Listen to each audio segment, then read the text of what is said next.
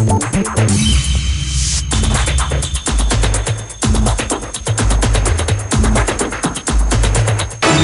صدق منذ سنة 2008 تاريخ التعيين ديالي على رأس هذه النيابة ديال الوزارة بإقليم الحوز.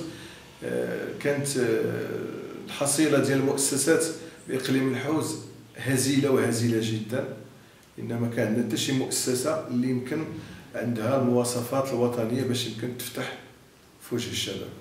ولكن هناك مجهود بذل من طرف النيابة، كذلك معزز بمرافعات لدى المصالح المركزية، على أساس تم تشخيص واحد الواقع اللي هو ما كانش جيد بتة، وتمكنا أنه نحصلوا على اعتمادات كبيرة الحمد لله، أنه مكنتنا من تدارك.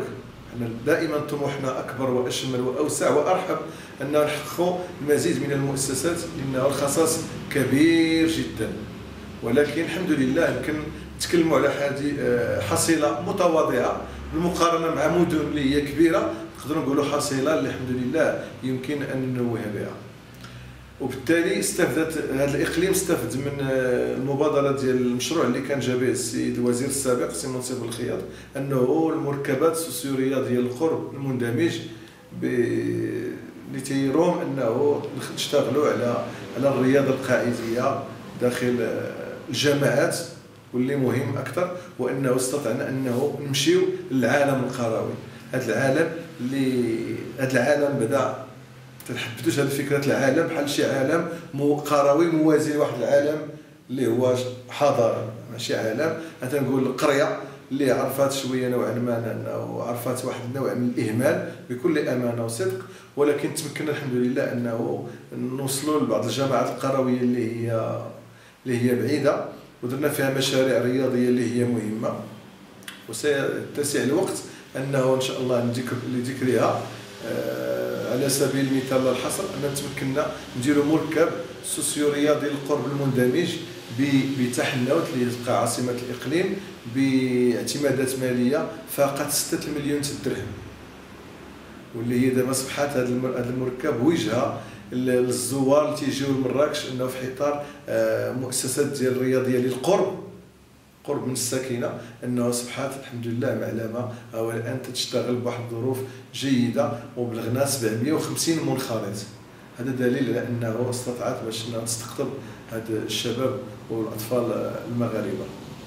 كذلك في اطار برنامج اللي استفدت منه جهه مراكش تنسيق الحوز، 30 مركب سوسيو اللي كانت توقعت في مدينه مراكش امام انظار صاحب الجلاله، 30 مركب سوسيو رياضي للقرب المندمج.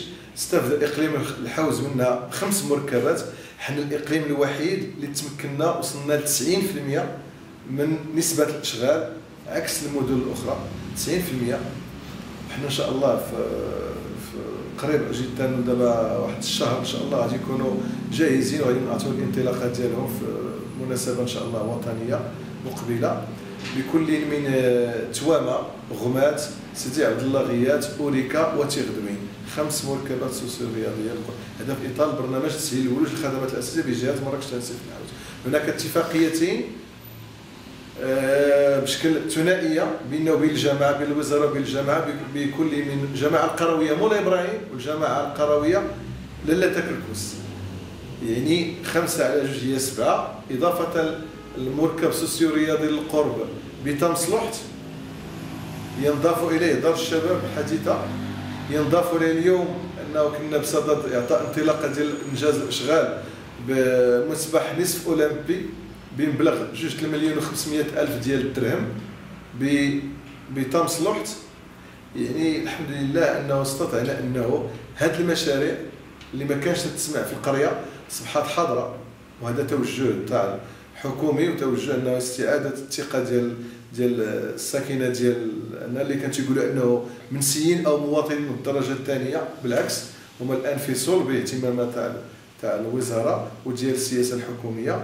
كذلك عندنا قاعه مغطاه الوحيده على مستوى الاقليم، وهذا للاسف انه اقليم من 500,000 نسمه في 40 جماعه ما عندوش ولو قاعه مغطاه واحده، تمكنا أن في إطار كي قلت مقاربة تشاركية تمكنا أن ننجزوها في تحنوت على أساس إن شاء الله أنه نكمل نعمموا هذه التجربة على سائر الجماعات، رغم أن محدودية الإمكانيات ديالها أنه نديروا قاعات رياضية في سائر الجماعات بعد البلديات أمزميز وأيتورير وتحنوت.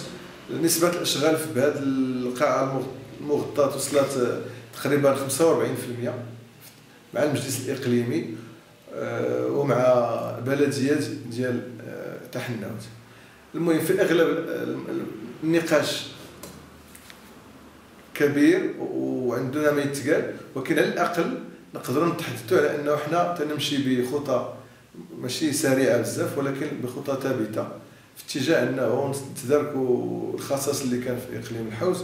والحمد لله دابا عندنا مؤسسات اللي نسيت ما نتكلمش على أسني، عندنا فيه مركب سوسيو رياضي للقرب بأسني، منطقة جبلية تمكنا دابا الآن بدات تأديو تنشطوا في ظروف جيدة بأمزميز. هذا المركب متاخم للملعب الكبير اللي كاين حتى هو تيحتاج الدعم.